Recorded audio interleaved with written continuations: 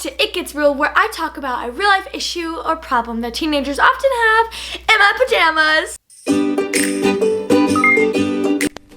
What's up, guys? I'm so excited to be here today. I feel so good because you guys have been loving this series and I feel so connected with you all. So basically I'm doing this series where I talk about something real in the world, you know, because I feel like a lot of people don't talk about the real life problems and we just make things look like life is so easy on YouTube. So for my pajamas today, I got this new sweater from Hollister. I love it. It's so comfortable and it's just a big hoodie and I love big hoodies so much. This is the 5th episode of It Gets Real, which is so cool. You guys should go and binge watch them in order, and also go over to my community tab, which is just another section on my channel, and comment down below what you want me to talk about. I could literally talk about anything because I've probably lived it before. I think my favorite episode that I've done was about friendship breakups because that one was really close to my heart and something I'm very passionate about. But anyways, make sure you guys subscribe to my channel. Oh, and also I got new glasses. That'll be in my vlog coming up Saturday, so that's why I'm wearing my glasses today. So today I'm talking about the dreaded moment that I think pretty much every single human in the world goes through at least once. And it's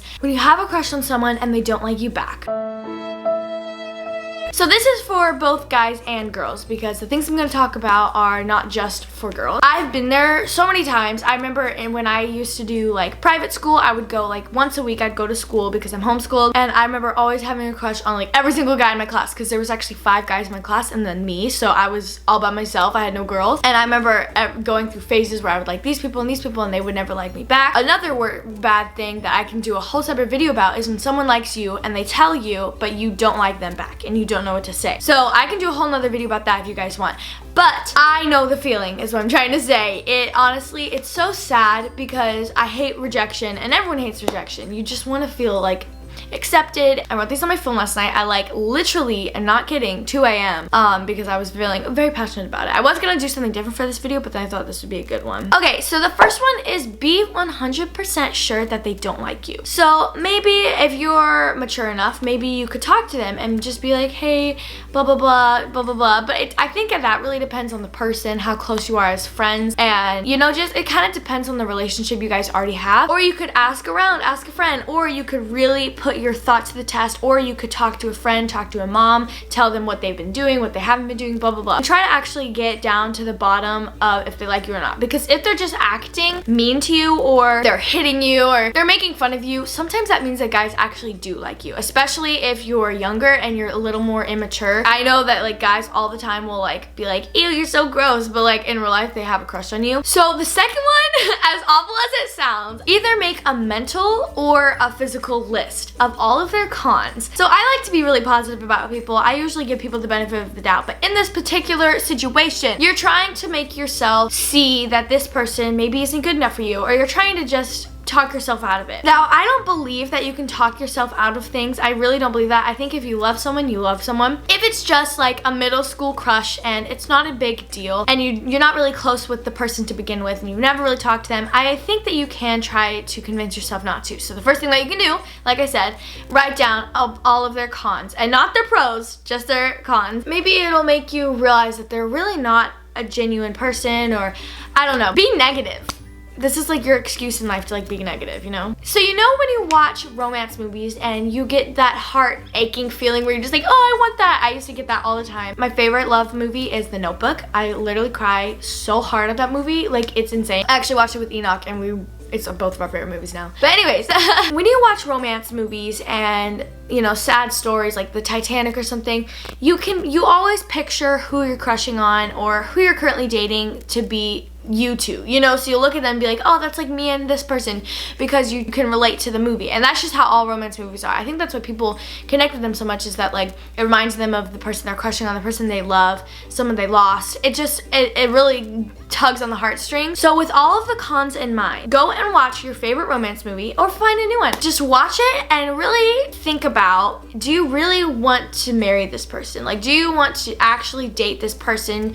Would you think of every single circumstance? Would you want that person to be with you? And when you're watching the movie, it'll make you almost start to despise them and not just like want to be around them. So once those things are all complete, in a nice way, don't be around them. So if they ask you to hang out, just kindly say like, no thanks. If you guys go to school together, just don't pay attention to them. Try not to look at them. And if your friends are talking about him, that person, well, or her, I don't know what gender you are, ask them to kindly stop talking about him or her, and just like avoid them as much as possible and just get them out of your head. Take a cleanse from that person. Another thing is, do not question your worth ever. There's like 7.5 billion people on this world, and not everyone is going to fall in love with each other. So this crush is just the start of your real life. Who knows, you could end up together. Most likely you're gonna find your real person down the road. Then just take time to maybe journal, talk it out with somebody. I personally love to talk to my best friend Hope. That's pretty much how I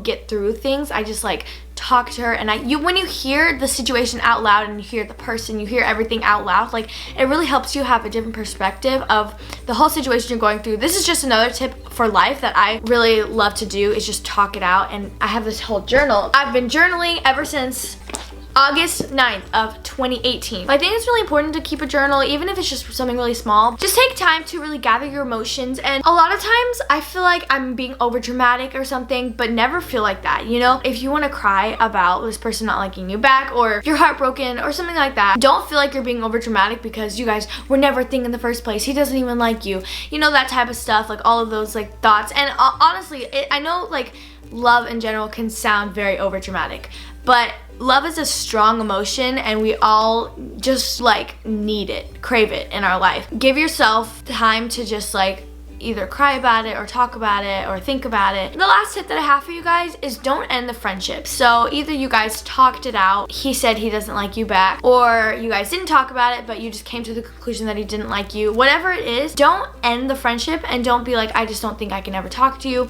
Obviously, like I said earlier, there needs to be a time period where you don't see them a lot, but when you've gotten over them, just make sure that you don't fully like avoid them. You don't stop talking to them. Still be happy for their successes, because you never know what's gonna happen. And also, I feel like opposite gender friends are really great, because from personal experience, girls are very dramatic and they get in a lot of drama, whereas guys are a little more chill. They do get in drama sometimes, but it's just nice to have guy friends. And you can also ask for dating advice and stuff like that. I really believe in you guys, and I know that if you guys are ever having a minor little crush, you can get over it. It's hard to get over a crush, especially if they don't like you back. It hurts, but you can and you will, especially over time. You start to realize that they're not as great as you think they are.